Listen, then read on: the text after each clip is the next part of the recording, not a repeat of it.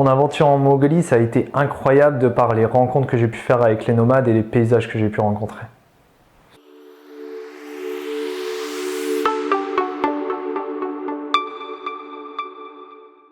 Donc bonjour à tous, je m'appelle Andy Chiarelli, je suis originaire d'un petit village juste à côté de Valenciennes, à Rombier-Marchipont, originaire de Saint-Saulve aussi plus jeune. Je suis coach sportif et dirigeant de mon entreprise depuis 6 ans maintenant. Et depuis maintenant 3 ans, je suis aussi animateur pleine nature où je donne des stages de survie et des stages nature pour les enfants. Voilà. Il y a quelques mois maintenant, ça fait déjà même plus d'un an, j'ai décidé de vivre une aventure peu ordinaire. À la base, je faisais ça parce que je suis déjà amoureux de nature de base et je voulais aussi gagner un petit peu en notoriété via mon réseau, les entreprises que je côtoie, à qui je donne des stages de survie, voilà, pour un petit peu plus de notoriété aussi là-dessus et être un petit peu plus connu. Donc j'ai décidé de traverser le désert de Gobi en autonomie totale. Donc le désert de Gobi donc en Mongolie. Savoir que c'est un désert, pas un désert de sable, souvent on s'imagine désert tout de suite du sable. La Mongolie c'est un désert très varié, donc il peut y avoir du sable, il y a des plaines, il y a des canyons, voilà, c'est vraiment très très varié. Donc je suis parti en septembre 2019, il y a 4 mois maintenant. Et donc on a atterri à Ulaanbaatar début septembre, le 1er septembre. On est parti à 3, donc c'était 3 personnes que je ne connaissais pas. Il y avait Jeff qui venait de Bordeaux et Maxime qui venait de région parisienne et Noël qui était l'organisateur de cette aventure avec qui on avait dialogué au préalable, mais voilà, sans jamais s'être rencontrés. On a démarré l'aventure vraiment le 3 septembre. Voilà, juste le premier et le 2, on s'est un petit peu reposé aussi du voyage parce que le voyage a été assez long. On a fait les courses aussi, puis vu qu'on partait en autonomie totale, il fallait acheter toutes les courses pour les 12 jours de traversée. Voilà, faire le plein en eau, préparer les poulkas, les charrettes dans lesquelles on transportait notre matériel de trekking. Voilà, on est arrivé le 3, donc en plein milieu du désert. On a été amené avec une camionnette en fait locale. Et donc l'aventure a commencé le 3 après-midi. Donc on a démarré par une petite partie qui faisait à peu près 12-13 km pour arriver à un autre village. La première journée, elle a été très très très compliquée. J'étais au bout de ma vie et je me suis vraiment demandé comment j'allais faire pour faire en tout plus de 400 km. Et donc voilà, après on a beaucoup dialogué avec Max, Jeff et Noël là-dessus parce que c'était pas facile mentalement la première journée. Et voilà, donc on a parlé toute la soirée. Et puis le lendemain, on est reparti tous les 3 reboostés. Et au final, c'était parti la deuxième journée. On a fait plus de 30 km, j'avais plus mal aux jambes, le mental était d'acier et voilà, c'était parti. Le gros problème qu'on a eu, c'est que le deuxième jour, on s'est perdu. Donc voilà, pas de bol, hein, on se perd dans le désert alors qu'il n'y a pas beaucoup de chemin.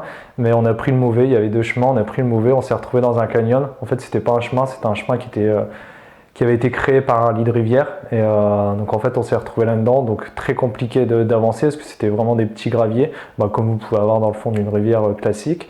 Donc on a galéré à retrouver notre chemin. On ne pouvait pas envisager de faire marche arrière parce que nous, ce qu'on avait envie, surtout le deuxième jour, c'était d'avancer. Donc on avançait un petit peu dans l'inconnu, mais voilà, on voulait pas regarder derrière et faire demi-tour, quoi. Donc on a retrouvé l'organisateur le lendemain, donc le 4 au soir, si je me souviens bien. Et parce qu'on a eu un gros problème, c'est qu'on n'avait plus du tout d'eau. On s'est retrouvé avec, moi j'ai perdu un bidon dans une pente, il y a un bidon qui est complètement parti de la poulka. Et Jeff a percé lui un bidon avec avec sa poulka, en fait avec le frottement, son bidon a complètement percé et on s'est retrouvé sans eau. Donc on a passé une soirée complète et une matinée sans eau. Donc l'instinct de survie fait un petit peu surface et c'était pour ça aussi que j'étais parti. Donc voilà, c'était recherche d'un point d'eau, recherche d'un village. Dès qu'il y avait des camps de nomades, on essayait de rentrer à l'intérieur même s'ils n'étaient pas là pour voir s'il n'y avait pas de l'eau. Malheureusement, il n'y en avait pas. Donc on a retrouvé le groupe le soir. Donc là, on s'est fait plaisir. On a pas mal consommé en eau, on a rattrapé le retard. Et voilà, l'aventure elle a vraiment commencé à ce moment, quoi. Et ensuite, ça a été, je vais pas dire assez tranquille. Je pensais vraiment que niveau physique, ça allait être beaucoup plus compliqué que ça. Quand on se dit voilà 400-450 km de marche en 12 jours, ça fait un petit peu moins de 45 km. À tracter une Pulka de 60 kg. Avant de partir, je me disais oula, les jambes, ça va être très très dur. Et au final, en fait, une fois que le corps est lancé, c'est assez tranquille, quoi. On change de paysage régulièrement, donc le mental, pareil, ça va. Et le plus dur, c'est vraiment le soir, quoi. Quand on se retrouve tout seul dans notre tente, en plein milieu de rien.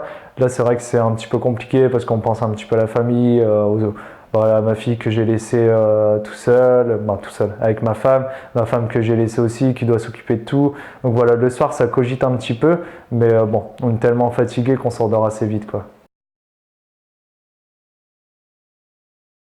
Bon, on me l'avait déjà dit hein, que quand on goûtait à une telle aventure, le problème c'est que on s'arrêtait plus. Et c'est exactement ça, quoi. Dès que je suis rentré, moi j'étais très content de rentrer, je suis très content d'être là. Mais c'est vrai que tout de suite on s'imagine plein de choses. Dès qu'on voit des paysages à la télé un peu improbables, on se dit tiens pourquoi pas. Donc à la base, dès que je suis rentré de Mongolie, j'avais l'intention de traverser le désert de sel en Bolivie. Donc en septembre, donc un an après. Au final, je pars vers une autre destination parce que la Bolivie, pour finir Noël avec qui je suis parti en Mongolie, ne va pas l'organiser. Je me vois pas encore à l'heure d'aujourd'hui vraiment partir tout seul à l'aventure. Voilà, j'aime bien quand même qu'il y ait un côté assez sécuritaire. Donc je préfère encore pour le moment partir avec des gens qui ont déjà fait ce type d'aventure. Donc là, Noël ne le proposait pas lui personnellement. Du coup, je vais certainement partir traverser le Mekong en canoë. Donc logiquement, ce serait septembre ou octobre 2020. Donc je partirai avec Rémi Camus. Rémi Camus, c'est un aventurier très très connu. Il a fait l'émission The Wild sur M6, c'est d'ailleurs lui qui a gagné. Et voilà, il organise cette expédition, ce sera sa deuxième, lui, parce que là, il vient de traverser l'Australie il y a quelques semaines.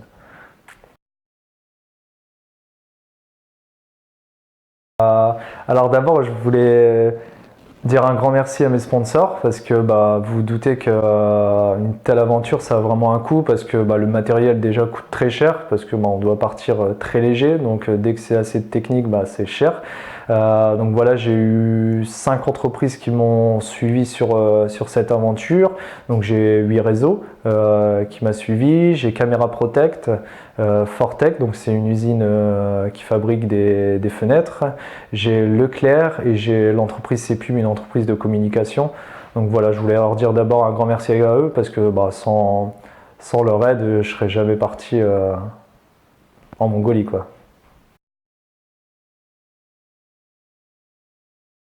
Je voulais dire merci à tout le monde, tous ceux qui m'ont suivi sur les réseaux sociaux. Je pensais pas que j'allais entraîner autant de personnes dans mon aventure.